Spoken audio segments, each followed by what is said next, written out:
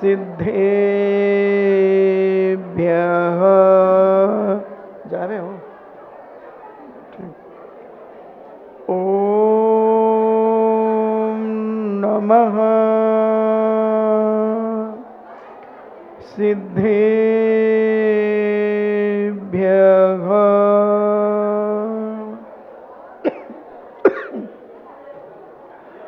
इणमो अरिहन्ताणम्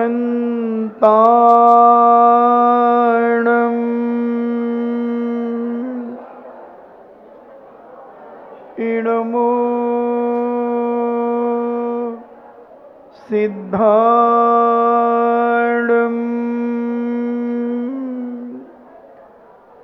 इणमो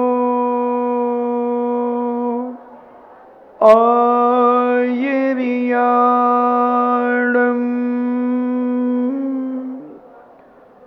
इणमो उबज्झायाणम्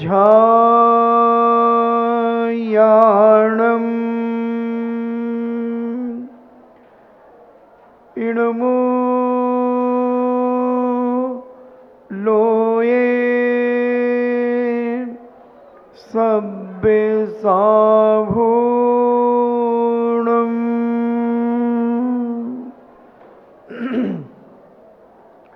पंच परमेष्टि भगवान की अहिंसामयी बीतराग विश्व धर्म की देवादिदेव 1008 आदि ब्रह्मा आदिश्वर श्री आदिनाथ भगवान की देवादिदेव 1008 मूल नायक शांतिनाथ भगवान की देवादिदेव 1008 शासन नायक बाल ब्रह्मचारी भगवान महावीर स्वामी की परम पूजनीय आचार्य श्रोमणि गुरुवर श्री कुंद कुंद महामुनिराज की परम पूजनीय आचार्य श्रोमणि गुरुवर श्री विद्यासागर जी महामुनिराज की परम पूजनीय निर्यापक श्रमण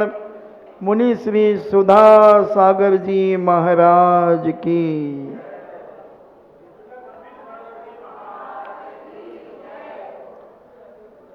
चर्चा चल रही है कि हम अपना जीवन निरतिचार कैसे पालन करें। हमारे जीवन में किसी भी प्रकार का कोई दोष ना लगे। हमारे जीवन के साथ साथ हमारे कुलाचार के अंदर जो पीढ़ी दर पीढ़ी हमारा कुल चल रहा है, चाहे हमारे माता पिता का हो, चाहे हमारे सास ससुर का हो, चाहे हमारे ननिहाल पक्ष का हो, चाहे पिता के पक्ष का हो, अगर वह निर्दोष है तो हमें जैन कहलाने में गर्व है। अगर वह दोषी होता है तो फिर जहां दोष हो जाते हैं वह परिवार मार्ग दूषित हो जाता है। इसलिए जैनाचार्यों ने, संत महंतों ने, भगवंतों ने कहा कि हर क्रिया को करने के पहले उसकी लाभ हानि देखो कि इससे लाभ कितना है और हानि कितनी है। कोई भी कदम उठाने के पहले हमारे परिवार की इसमें इज्जत बनेगी या घटेगी।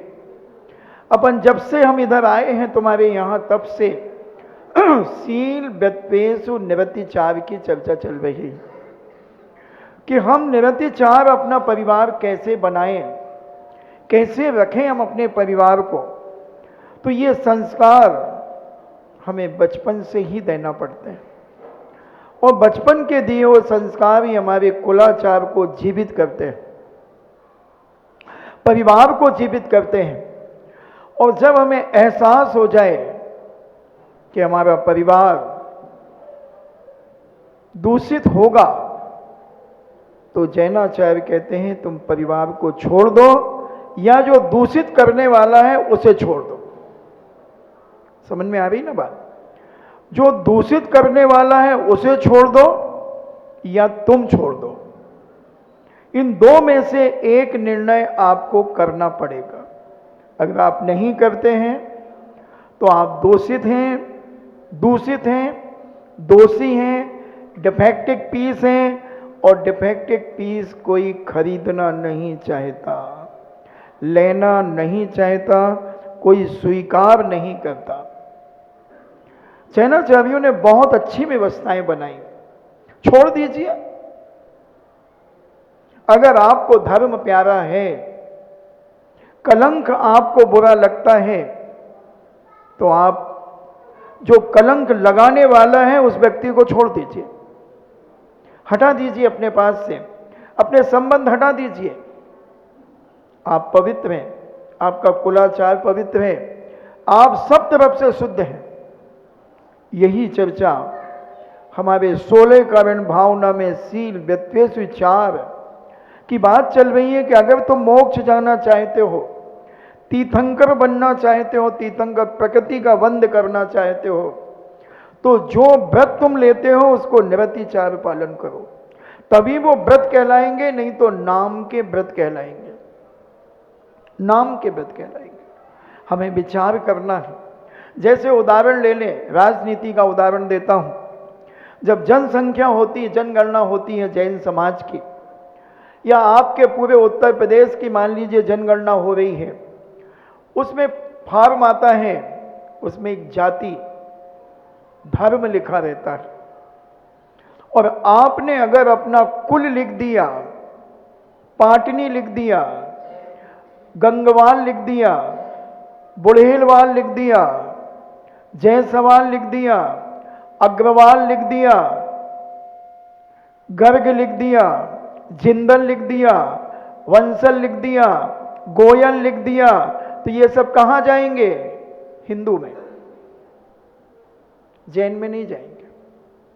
और आपने धर्म भी जैन लिखा और जाति भी जैन लिखी, तो हमारी जनगणना में हम कहां माने जाएंगे? जैन की संख्या में जुड़ेंगे। उसी प्रकार हमारे परिवार में अगर कहीं दोष आया है, भले हमारे परिवार की संख्या कम हो जाए, मगर हम कलंकित नहीं माने जाएंगे, हम दोषी नहीं माने जाएंगे।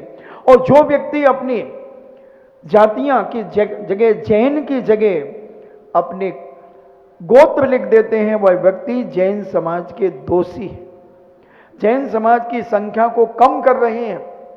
हम ईसा पूर्व 1000 साल पहले 40 करोड़ जैन थे इस भारत भूमि पर,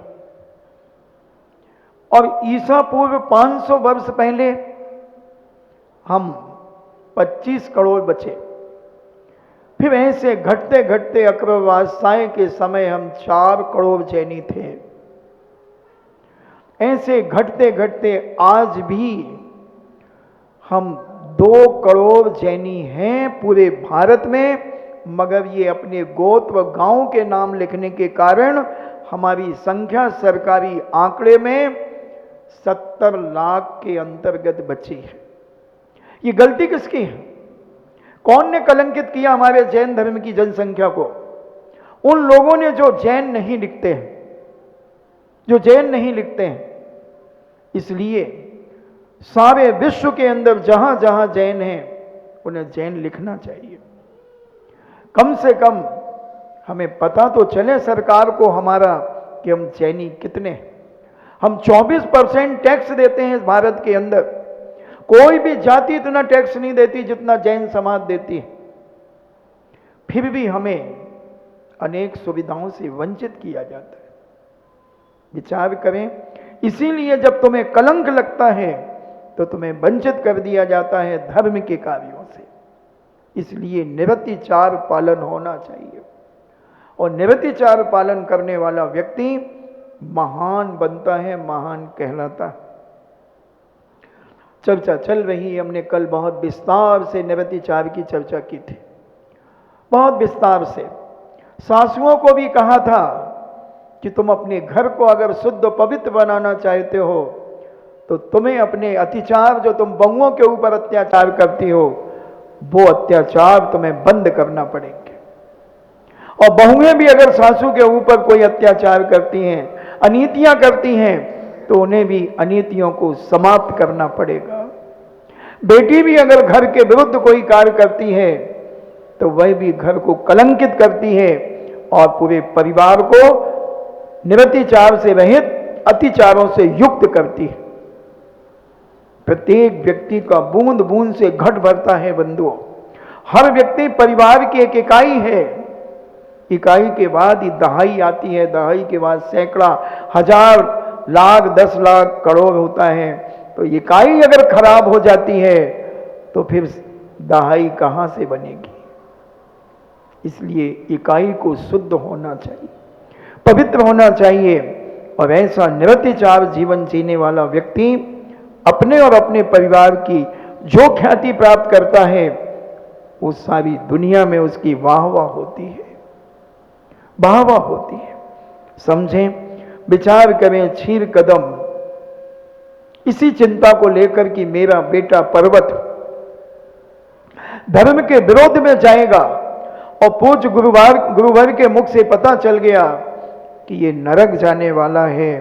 पिताजी ने घर छोड़ दिया, चले गए दीक्षा लेने, दीक्षा धारण कर ली।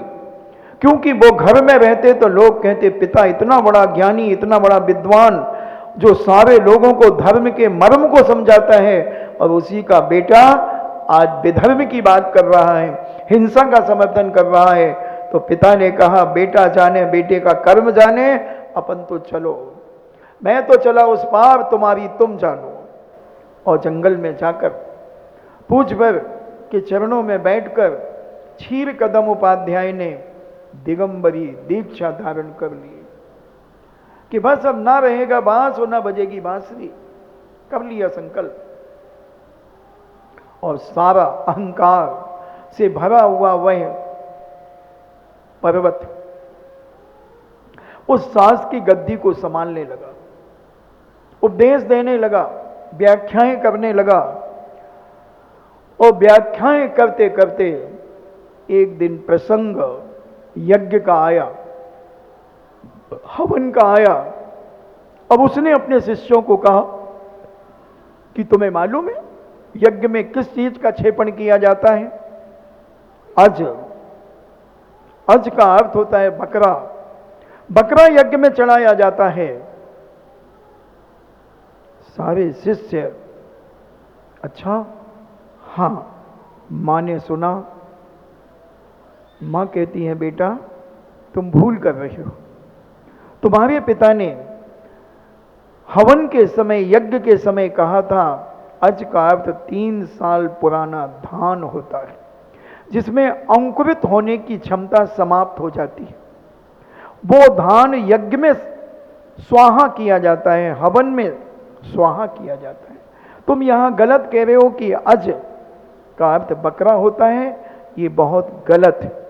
मां, तुम मेरे शिष्यों के सामने मेरा अपमान कर रही हो। तुम जानती नहीं, तुमने क्लास पढ़ी है या मैंने क्लास पढ़ी है? पिताजी ने मुझे पढ़ाया है, मुझे पढ़ाया है। मां कहती है बेटा तुझे पढ़ाया है, मगर मैंने क्लास को मैंने भी सुना है, मैंने भी सुना। हमारे पूज्य नेमीचंद सिद्धांत चक्रवर्ती महाराज अपने जीव कांड, कर्म कांड के अंदर कहते हैं कि अगर तुम्हें किसी ने पढ़ाया 2 + 2 = 5, सुन रहे हो ना?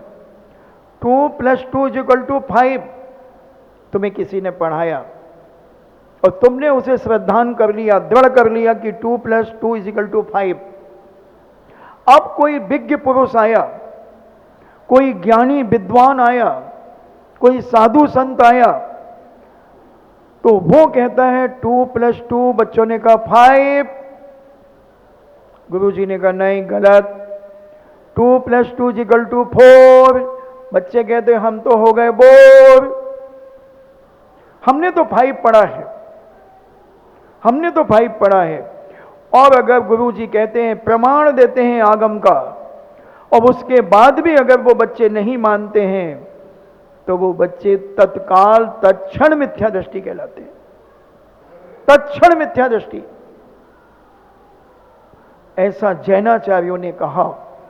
क्षीर कदम ने विचार कर लिया, और मां ने जब ये विचार किया कि ये मिथ्या दृष्टि हो गया, भले मेरा बेटा है, अब ये बेटा नहीं रहा, अब ये लड़का हो गया है, लड़का हो गया, और ये धर्म के विरुद्ध चल रहा है, धर्म के विरुद्ध चल रहा है। जहां पर 3 साल पुराना धान का प्रयोग करना चाहिए, वहां ये बकरा यज्ञ में होम करवा रहा है, नियम से मिथ्या दृष्टि है। जो जैन धर्म छोड़ करके विधर्म में जा रहा है, वह नियम से मिथ्या दृष्टि है, नियम से। ऐसा गुरानी के मन में भाव आ गया, मगर गुरानी की भी उपेक्षा कर दी, उसे भी जलील कर दिया। घूमते घूमते बसु क्षीर कदम के उस आश्रम में पहुंचे और कहा, पर्वत भाई क्या चल रहा है? पर्वत ने कहा, कुछ नहीं, क्लासें चल रही हैं, बहुत विद्यार्थी मेरे पास आ रहे हैं पढ़ने के लिए। तो विद्यार्थियों ने कहा, बसु जी आप भी हमारे दादा गुरु से पढ़े थे? बोले हाँ, दादा गुरु तुम्हारे दादा गुरु थे, मेरे साक्षात गुरु थे। उन्होंने मुझे ज्ञान दिया, धार्मिक ज्ञान दिया, लौकिक ज्ञान दिया। क्या पूछना चाहते हो? बोले जब कभी हमारे यहाँ धार्मिक अनुष्ठान होने के बाद जो हवन होता है, उस हवन में हमें क्या स्वाहा करना चाहिए? तब बसु ने कहा, उस समय 3 साल पुराना धान यज्ञ में उपयोग में लेना चाहिए। सारे विद्यार्थियों ने कहा कि गुरानी मां ने भी यही कहा है कि 3 साल पुराना धान ही लेना चाहिए, मगर हमारे गुरुजी ये पर्वत जो हैं, ये कह रहे हैं कि अज का अर्थ यहां बकरा होता है। बसु ने कहा कि मैं पर्वत से बात करूंगा, क्योंकि हम दोनों के गुरु एक थे, हम दोनों एक ही क्लास में पढ़ते थे। हो सकता है कहीं उनकी समझ में वह बात ना आई हो। और जब पर्वत और बसु ने वार्तालाप करना शुरू किया, तो जो अज्ञानी होता है वह उत्तेजना ज्यादा उत्पन्न करता है, और जो ज्ञानी होता है वो बहुत कम शब्दों में बहुत गहरी बात कहने का प्रयास करता है। बसु ने बहुत शालीनता पूर्वक कहा, मित्र पर्वत आप समझ नहीं रहे हैं, गुरु जी ने हमें दोनों अर्थ बताए थे। अज का अर्थ बकरा भी होता है और 3 साल पुराना धान भी होता है, मगर हमें यह देखना है कि उस समय क्रिया क्या हो रही है। हमें गुरुजी ने यह भी कहा था सेंधवा, सेंधवा का मतलब होता है नमक भी होता है और घोड़ा भी होता है। अगर कोई भोजन करते समय कोई कहे सेंधवा लाओ, तो तुम क्या लाओगे? घोड़ा। ये विवेक हमें लगाना पड़ेगा कि हम कौन सी क्रिया कर रहे हैं। भोजन कर रहे हैं तो वहां घोड़े की कोई जरूरत नहीं है, वहां नमक ही लाना पड़ेगा। और अगर कोई यात्रा पर जा रहा है और वो कहता है सेंधवा लाओ, तो हम वहां पर नमक नहीं लाएंगे, हम वहां घोड़ा लाएंगे, क्योंकि यात्रा पर हम जा रहे हैं। क्योंकि अगर नमक लाया जाता है तो वो यात्रा में ज्योतिष शास्त्र के अनुसार, तंत्र विद्या के अनुसार, वास्तु के अनुसार वह अशुभ माना जाता है। इसलिए तो ये विवेक हमें लगाना होगा कि इंटेंशन हमें समझना होगा कि इंटेंशन गुरुदेव का क्या था। 2 अर्थ उन्होंने बताए थे, तब भी वह नहीं माना, नहीं माना। अब उसने अपनी जिद के द्वारा हंगामा खड़ा कर दिया। वाद विवाद इतना फैल गया कि पूरा गांव इकट्ठा हो गया, आश्रम को घेर लिया। मां गुरानी आ गई और निर्णय ये हो गया कि इसका निर्णय राजा बसु करेंगे, क्योंकि बसु के जो पिता थे पहले राजा थे, वह मुनि बन चुके थे। दोनों ने विचार किया कि राजा बसु के पास चलेंगे।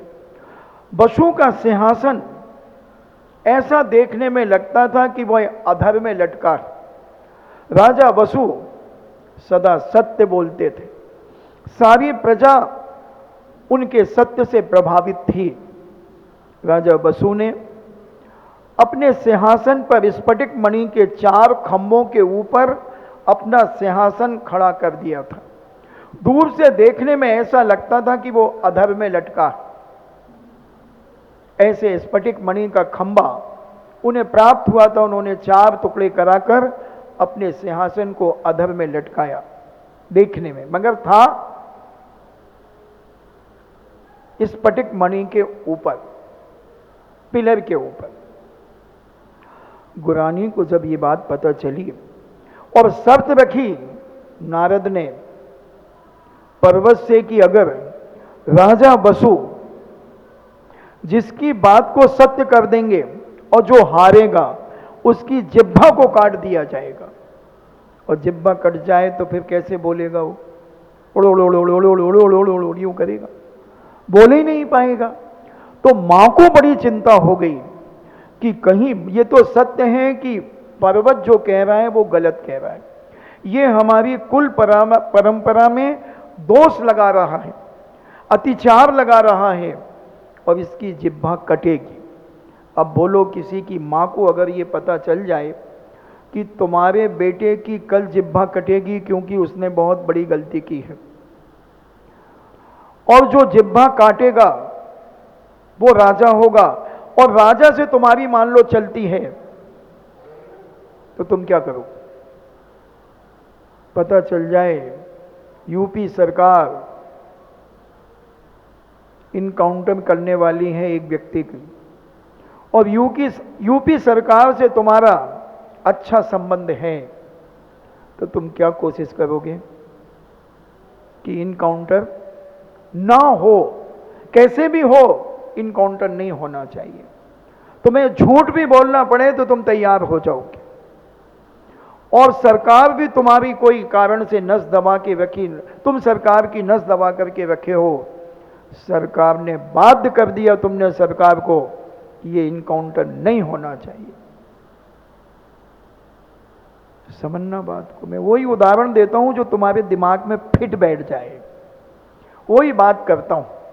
कहा भी है उपदेष्टा को कि बात वही कहो जो श्रोताओं को पूर्णता समझ में आ जाए, कहीं भी उन्हें उसमें डिफेक्ट ना पता चले। समझ में तो आ रहा ना? हाँ महाराज जी, बहुत इनकाउंटर हुए हमारे यूपी में, बड़े बड़े बाहुबली, बड़े बड़े मलखम, बड़े बड़े दबंग।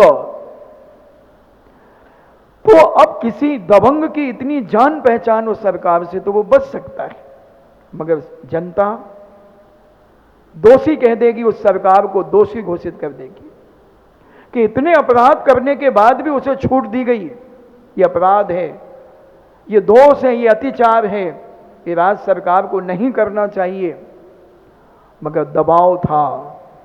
ऐसे ही जब क्षीर कदम की पत्नी जो थी, उन बच्चों की गुरानी थी, उन्हें पता चला कि अब तो जीभ कटेगी मेरे बेटे की, कटेगी। वो राजा बसु के पास चली गई, और राजा बसु ने एक वरदान दिया था गुरानी को, याद रखो, कि जब वो पिट रहे थे बसु, तो उन्होंने बचाया था, तो उन्होंने कहा था मां तुम जो चाहो वो मुझसे मांग लो। मैंने कहा था स्त्रियों को कभी किमिक्ष वरदान नहीं देना चाहिए, कितनी भी प्राण प्यारी क्यों ना हो, कितनी भी भक्त क्यों ना हो, कितना भी परिचय का बार ना हो, किन्नर को, बिटिया को स्त्री को, अनजान व्यक्ति को, ऐसे कुछ नियम बनाए गए, इनको कभी किमिच्छिक दान नहीं देना। किमिच्छिक दान का मतलब जैनाचार्यों ने कहा, अगर राजा किमिच्छिक दान देता है तो राज सिंहासन, राज्य का छत्र और राज्य की मुद्रा, इन तीन को छोड़ करके किमिच्छित दान देता है। भरत चक्रवर्ती ने किमिच्छित दान दिया, तो हमें भी विचार करना चाहिए। और जिन जिन ने किमिच्छित दान दिया उनकी दुर्दशा हुई। केकई को किमिच्छित दान मिला, क्या किया उसने? जिन जिन को दिया गया किमिच्छित दान, उन्होंने सत्यानाश ही किया। महिलाओं को तो भूल करके भी किमिच्छित दान नहीं देना चाहिए। क्या कर जाएं, कुछ नहीं कहा जा सकता। बुरा मान जाओ तो मान जाओ, मेरे को कौन सा फर्क पड़ता है, कौन सा मूसर बदलाना है तुमसे। अपना तो सिद्धांत है सच कहना, खुश रहना, न राहु का लेना और न केतु का देना। सिद्धांत है, होना ही चाहिए। और राजा बसु ने, राजकुमार बसु ने बहुत बड़ी गलती की थी कि एक स्त्री को वरदान दे दिया था, जो मांगना हो मांग लेना। स्त्री का दिमाग ज्यादा तेज नहीं होता। और नीतिकारों ने यह भी कहा, स्त्रियों से कभी सलाह नहीं ले लेना। और अगर तुमने सलाह ले ली तो तात्कालिक तो तुम्हें बचा लेगी, मगर आगे गर्त में गिर जाओ, कुएं में गिर जाओ तो उसकी कोई जिम्मेदारी नहीं। अगर तुम्हें एक पॉइंट पे बचाएगी, एक पॉइंट पे तुम बच गए, दूसरे पॉइंट पे तुम्हें खतरा खड़ा हो गया, तुमने आके घर में कहा, देखो तुमने कहा था, तो मैंने कहा था तो वो गलत हुआ क्या? आप बच तो गए ना वहां से, अब वहां तो तुम जानो। ऐसे कौन कौन सी बातें मान लेते हो मेरी, बड़े आए वहां फंस गए और ये हो गए, बातें नहीं करा करो। ऐसे ही होता है ना, एक पॉइंट पे तो हम बचा देंगे, मगर आगे परेशानी आ गई तो हम क्या करें, हाथ खड़े कर देंगे। हम नहीं जानते। जाके पैर फटी ना बिमाई, वो क्या जाने पीर बराई।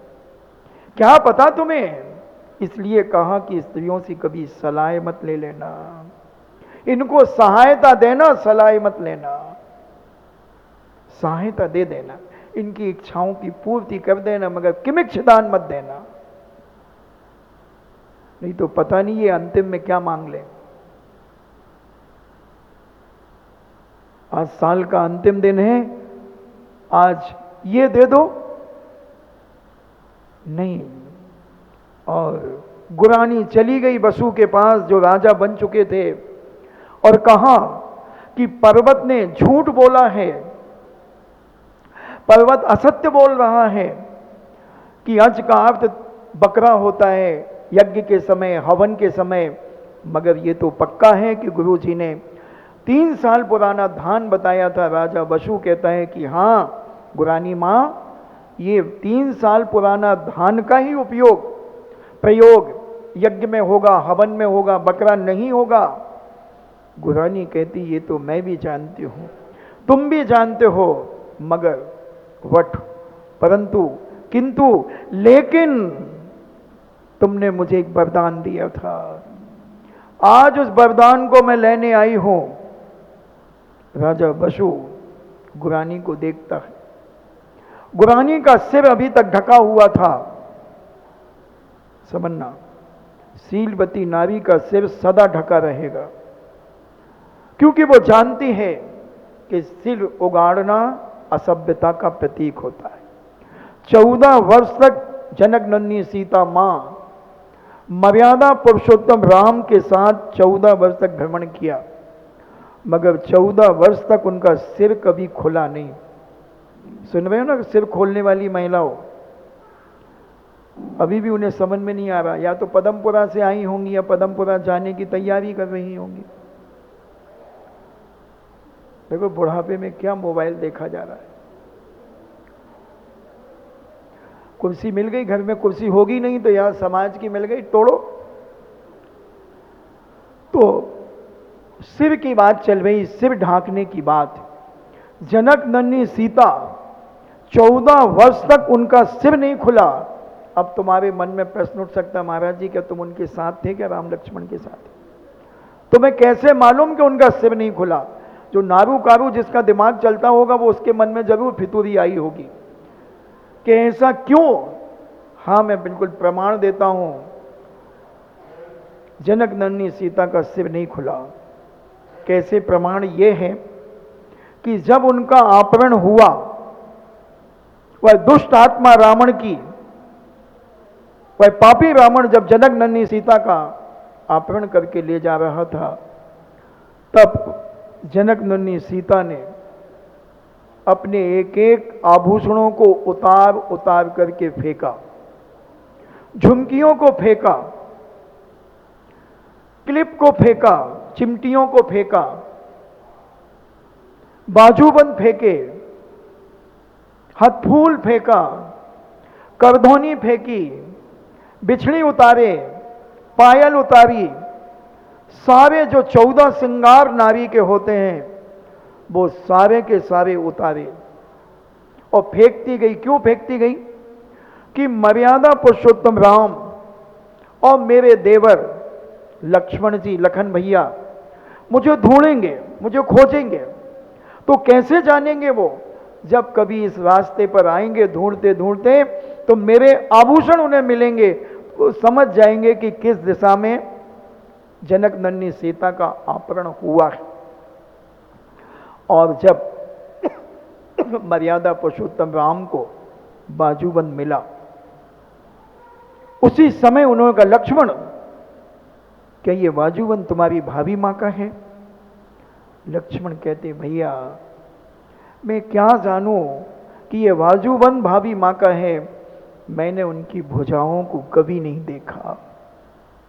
अगर उनके पैरों की बिछड़ी मिल जाए, बिछिया मिल जाए, तो मैं उसे देख करके कह सकता हूं कि हां ये भाभी मां का है। और आगे ढूंढते ढूंढते जब उन्हें झुमकी मिली, लक्ष्मण को उठा करके राम कहते हैं, लक्ष्मण ये तुम्हारी भाभी मां की झुमकी है? तो लक्ष्मण कहते, भैया बिछड़ी मिले या हाथ की उंगली की मुद्रिका मिले, अंगूठी मिले, तो ये लक्ष्मण देवर भाभी मां की मुद्रा को, इन्हें अंगूठी को पहचानता है और बिछड़ियों को पहचानता है। अगर वो मिले तो मैं बता सकता हूं कि ये भाभी मां की अंगूठी है, ये झुमकी को मैं नहीं कह सकता। एक एक आभूषण मिले जो साड़ी के अंदर छुपे होते हैं, और जो साड़ी के अंदर सीलवती नारी के इतने हाथ और इतने ही पैर ही खुला होते हैं और इतना मुख खुला होता है, बाकी सब कोई पर पुरुष मेरे शरीर को देख ना ले, ये सीलवती नारी की पहचान होती है, चरित्रवान नारी की ये पहचान होती है। दुराचारणी की बात मैं करता नहीं, दुराचारणी तो नाम के लिए कपड़े पहनती है। दूसरा पुरुष हमारे शरीर को देख ले, उसकी औकात क्या है?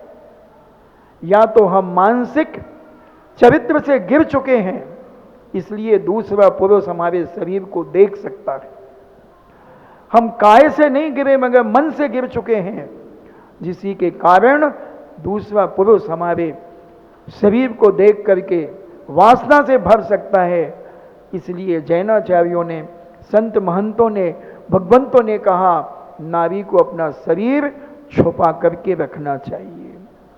जैसे कछुआ संकट के समय अपने सारे अंग उपांगों को छुपा लेता है, ऐसी सीलवती नारी अपने पति के अलावा जब अन्य पुरुषों के बीच में जाती है तो संपूर्ण अंग उपांग छुपा करके रखती है कि कोई मेरे शरीर को देख करके रागान्वित ना हो जाए। मेरा मन पवित्र है मगर सामने वाले का अगर मन अपवित्र हो जाए तो उस पाप के भागीदार कौन? वो तो है ही। तुम्हें ऐसी वेशभूषा क्यों बनाई तुमने? कुल परंपरा के विपरीत तुमने अपनी वेशभूषा क्यों बनाई? यह है कुल परंपरा में अतिचार।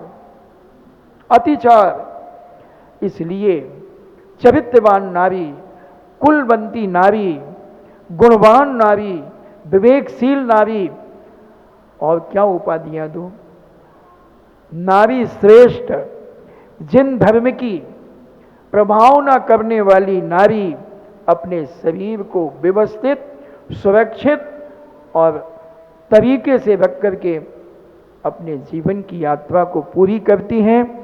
ऐसी जब उस गुरानी ने राजा बसु से जब ये बात कही तो राजा बसु ने कहा कि मां, ऐसे कैसे हो सकता है, जहां 3 साल पुराना जिसका अर्थ है यज्ञ के समय मैं कैसे कह दूं कि वहां बकरे का प्रयोग होता है।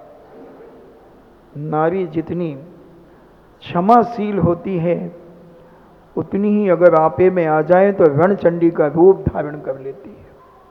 और उसने अपने बालों को फैला लिया, पूरे बालों को यूं दे दिया। आपने कैकेयी को देखा, कैकेयी यूं फेंकती थी बाल जैसे कोई नाग उछलता हुआ जा रहा हो, और रणचंडी का रूप बना लिया, पूरे बाल फैला लिए। अब तो ऐसे ही ज्यादा मिलती हैं। समझ में ना क्या कह दिया मैंने? अब तो ऐसे ही मिलती हैं जिनके बाल जंप करते हैं, जंप। जब वो चलती हैं तो उनकी वेशभूषा जंप करती है, जैसे कोई रीछनी चल रही हो।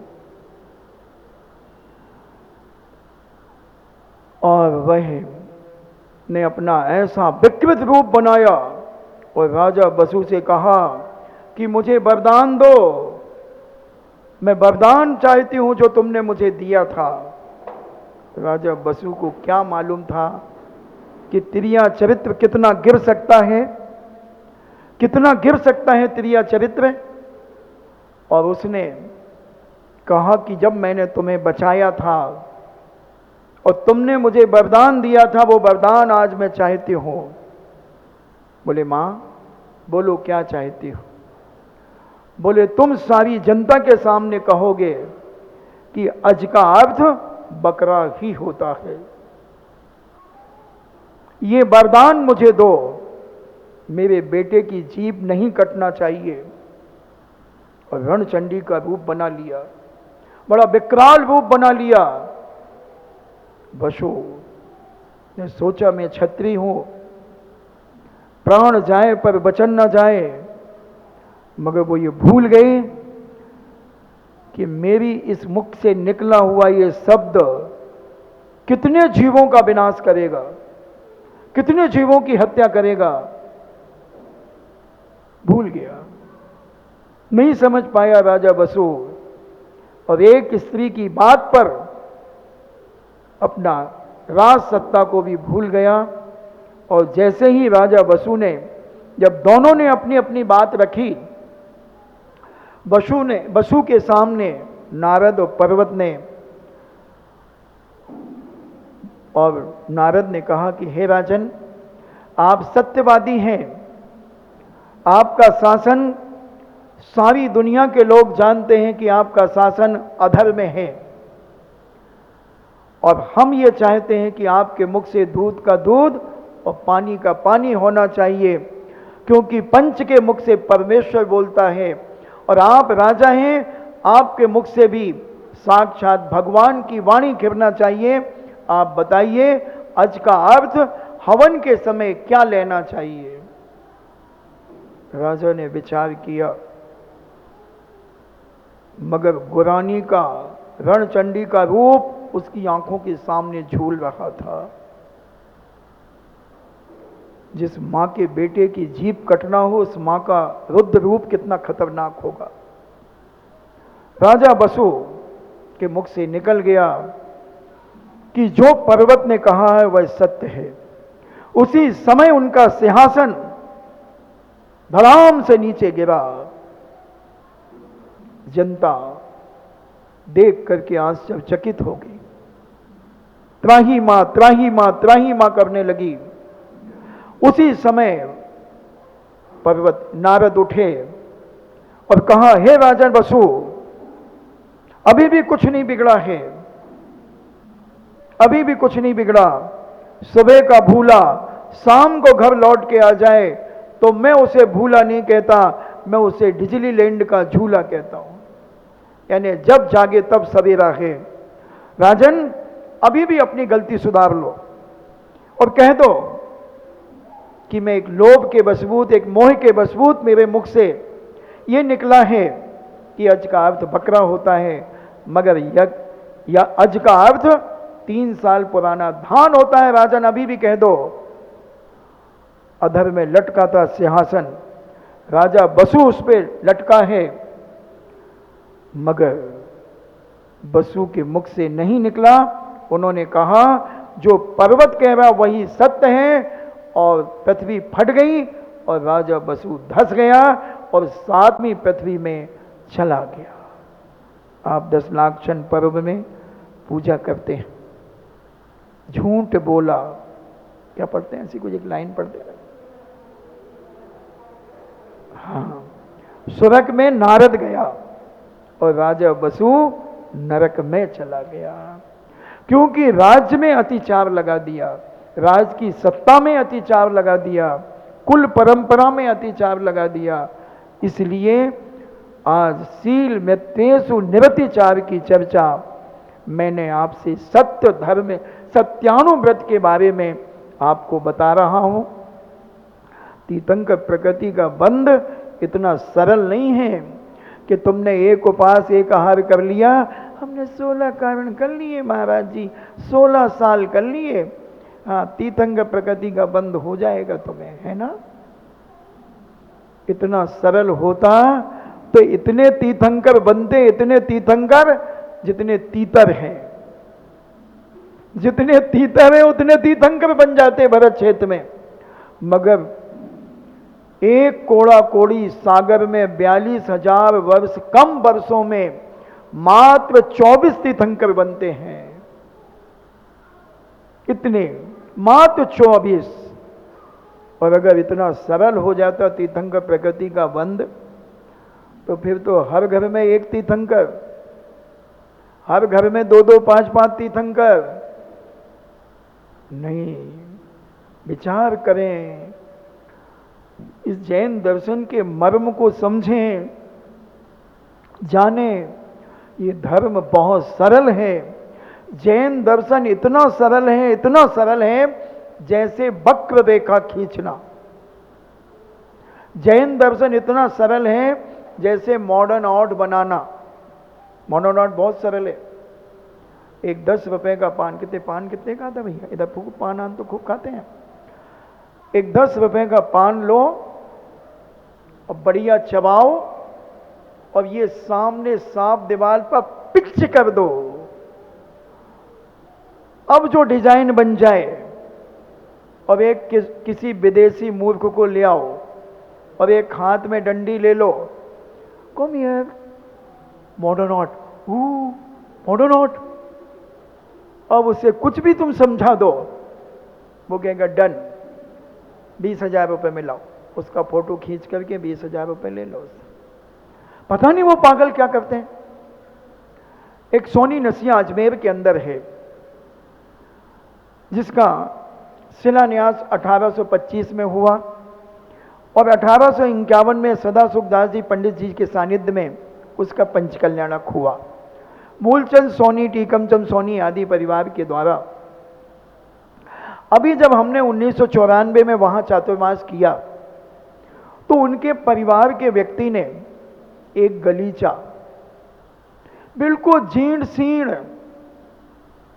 ऐसा जीर्ण शीर्ण के इधर पकड़ो तो वहां से टूट जाए, 100-150 साल पुराना गलीचा उन्होंने 2 लाख रुपए में बेच दिया एक विदेशी को। अब आप सोचो इन पागलों की कहां तक बुद्धि करी जाए। भारत जिसको कचरा समझ करके जलाकर फेंक देता है कचरा घर में, वो पागल उसे खरीद कर ले जाते हैं। तो मॉडर्न आर्ट सबसे ज्यादा यही खरीदते हैं। कितना सस्ता, कितना सरल है मॉडर्न आर्ट। तो जैन दर्शन भी इतना सरल है, बस जिसके समझ में आ जाए उसके लिए सरल है, और जिसे समझ में नहीं आए उसके लिए सरल रेखा के समान है। सरल रेखा खींचना बहुत कठिन होता है, और वक्र रेखा खींचना, छोटे बच्चों को दे दो ना पेंसिल, अभी दिवालें गोद देंगे, ढेर सारी वक्र रेखा बना देंगे। तो हम विचार करें कि हमारा घर, हमारा परिवार, हमारा समाज, हमारी कॉलोनी कहीं अतिचारों से युक्त तो नहीं हो रही है। हमारा घर, हमारे परिवार के बच्चे कहीं अतिचार से पतित तो नहीं हो रहे हैं, अतिचार में लिप्त तो नहीं हो रहे हैं, और हम अपने बच्चों को बहुत अच्छा मान रहे हैं। तो फिर शील वित्तेषु निरतिचार यानी सत्य धर्म, सत्याणु धर्म तुम्हारी अंतर आत्मा में प्रकट नहीं होगा, नहीं होगा। समझें, समझने का प्रयास करें, जानने की कोशिश करें, खोज करें अपने परिवार की। सोने के पहले विचार करें कि हमारे परिवार का कोई व्यक्ति घर के नियम कानून के विरुद्ध तो नहीं चल रहा है। एक छोटी सी चिंगारी लाखों करोड़ों अरबों रुपए के कपास को जला करके राख कर सकती है एक दिन के अंदर। एक छोटी सी गंदगी अगर हमारे कुलाचार में आ जाती है तो हमारी पीढ़ी दर पीढ़ी को बदनाम कर देती है, आने वाली पीढ़ी का तो विनाश कर ही देती है। बहुत जरूरत है आज विवेक की, बहुत जरूरत है बंधुओं ज्ञान की, बहुत जरूरत है आज के समय पर चारित्र की, बहुत जरूरत है कुलाचार की, पवित्रता की। अगर कुलाचार हमारा पवित्र है तो हमारी संतानें भी पवित्र होंगी। पहली गलती पर एक चांटा पड़ जाए तो मजाल है कि दूसरी गलती वो बच्चा कर दे। घर के नियम हुआ करते थे पहले, घर में कितने बजे वापस आना, 8 बजे घर वापस आना है, और अगर 8:05 पर बच्चा घर पहुंचता है तो दादाजी का एक 5 उंगलियों का चाटा चटाक से पड़ता था। 5 मिनट लेट कहां हुए। अब तो वो ठाठ हैं, एक दरवाजे के ताले की 5-5 चाबियां हैं। किटी पार्टी वाली अलग ले गई है चाबी, बुलौआ में जाने वाली अलग ले गई है चाबी,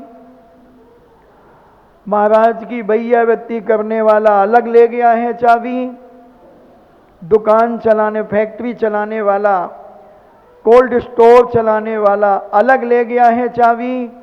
जब जिसकी मर्जी हो ताले में चाबी लगाओ और खोलो और सो जाओ। गोल्डन ईगल पी करके आ रहे हो किसे पता, 3X पी करके आ रहे हो किसे पता, जिन पी करके आ रहे हो किसे पता, बिल्स पी करके आ रहे हो किसे पता, बिस्टल पी करके आ रहे हो किसे पता, 4 स्क्वायर पी करके आ रहे हो किसे पता। और राम राम सत्य है और अपना जीवन मस्त है। नहीं बंधु, ये घर के विनाश के कारण है, ये सत्यानाश के कारण है। अभी भी कुछ नहीं बिगड़ा है, जब जागे तब सवेरा है। आज भी चेक करना शुरू कर दो, श्रीमान से लेकर बेटे बेटियों तक। सोने के पहले सारी हरकत माता पिता को मालूम होना चाहिए कि हमारी बेटी ने सुबह से शाम तक क्या किया है, हमारे बेटे ने सुबह से शाम तक क्या खाया है, क्या पिया है, कहाँ गए थे, किस प्रकार के कपड़े पहने थे। और मोबाइल 10 बजे के पहले हर बेटा बेटी को अपने माता पिता को सौंप देना चाहिए, ये मेरा मोबाइल। महाराज जी बच्चों पे विश्वास ना करें, महाराज जी बच्चों पे विश्वास ना करें। विश्वास में बास है विष का, आशा में छुपी है निराशा, शब्दों के संग न बहना, सुन लो मेरी बहना। 10 बजे के बाद क्या देखते हैं बच्चे, जो सारी दुनिया छुप करके पाप करती है वो पाप 10 बजे के बाद आपके बच्चे बच्चियां अपने कमरे में छुप करके देखते हैं। क्या ये योग्य परिवार की बातें उचित हैं? क्या ये निरतिचार जीवन है? महाराज जी पहले तो तुम ये बता दो, तुम्हें कैसे मालूम ये सब चीजें कि ऐसा होता है? तुम तो ऐसे बताते हो जैसे तुमने बिल्कुल अपनी सगी आंखों से और सगे कानों से देखा हो, सुना हो। ऐसा ही लगता है ना? तो ये हर चेहरा खुली किताब है, किताबों में ढूंढते क्या हो? सब कुछ दिखता है, और जो दिखता है वही बिकता है। तो मैं वही खरीद लेता हूं जो मुझे दिख जाता है, और खरीद करके तुम्हें परोस देता हूं कि लो ये तुम खा लो। ऐसी भावना आप अपने परिवार की पवित्र भावना बनाएं, और जो दोष आ गए हैं उन दोषों का निवारण योग्य गुरु के चरणों में बैठकर उनका निवारण करें। और आज जिज्ञासा में बहुत बड़ा खुलासा, 122 देशों के लिए चुनौती दे दी, जैन बनाने के लिए मैं तैयार हूं। आम्बेडकर 1 लाख लोगों को लेकर के आए थे हमारे शांति सागर जी महाराज के पास कि इन्हें जैन बनाओ। आप कहते हो जैन धर्म किसका? जो माने उसका। मगर शांति सागर महाराज ने जब शर्तें रखी तो उनकी नानी जिंदा हो गई, उनकी नानी जिंदा हो गई और आई एम सॉरी प्लीज करने लगे, ऐसा तो नहीं होगा। तो फिर शांति सागर ने महाराज ने कहा फिर ये जैन मंदिरों में भी प्रवेश नहीं कर सकते, इसलिए निरति 4 व्यक्ति ही प्रवेश कर सकता है, निरति 4 व्यक्ति ही आहार दे सकता है, निरति 4 व्यक्ति ही अभिषेक पूजन आदि कर सकता है। समझें और जानने का प्रयास करें। इन्हीं मंगल भावना के साथ जिनवाणी स्तुति।